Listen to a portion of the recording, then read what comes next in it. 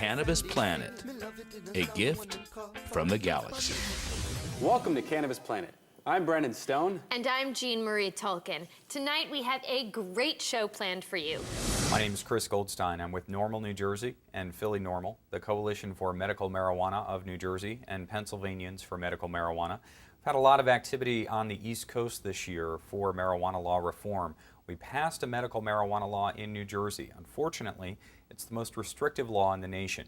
You may not home cultivate in New Jersey, and there's only 2 ounces per month allowed. We've also seen a significant corporate, medical, and pharmaceutical interest into the medical marijuana program in New Jersey. Right now, our advocacy groups are fighting on behalf of patients, but also fighting to make sure that there's a small business interest involved in medical marijuana when the program gets implemented next year. What's happening in the Garden State and the Keystone State, in New Jersey and Pennsylvania, are very important. And how these programs evolve on the East Coast could have national significance.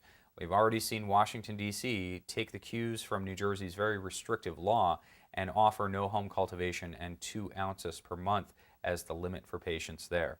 So our job in New Jersey as we move forward is to both make sure that our program comes online for patients, but also make sure that the nation knows that advocates and patients in New Jersey do not believe that this is a perfect bill, and we need to change it as soon as possible. Also in Pennsylvania, we're going to make sure we go to the mat over things like home cultivation and make sure they don't get written out of medical marijuana bills in the future. And also in Pennsylvania, we have a medical marijuana bill active, HB 1393. It was also introduced in the Senate this year as SB 1350. Medical marijuana in Pennsylvania is the most popular public policy issue in the state. Over 80% of state residents poll in favor of it, and Republicans are polling in favor of it in higher numbers than ever before in any other state. In fact, if medical marijuana were running for office, it would win for governor and for Congress because the voters approve of medical marijuana at higher levels than any candidate for those right now in Pennsylvania. 80% approval rating is significant, it's striking, but it's also hard for politicians and everyone else to deal with. 80% is strong, and we need to sort of make that known more. It's positive political capital. It's the first time that medical marijuana has ever been discussed in Pennsylvania, so this is a new discussion. I'm not encountering as much opposition as we do encounter curiosity about it.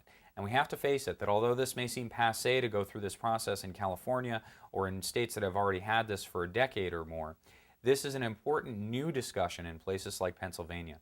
And there is a real learning curve when it comes to marijuana. There are a lot of stereotypes that have gone on for 70 years of prohibition to undo. And it's important that we make these opportunities available through a medical marijuana law and an open discussion about it to have these conversations to really change the law. Gary Johnson, former governor of New Mexico, current chairman of Our America Initiative, and I'm coming to you right now on Cannabis Planet.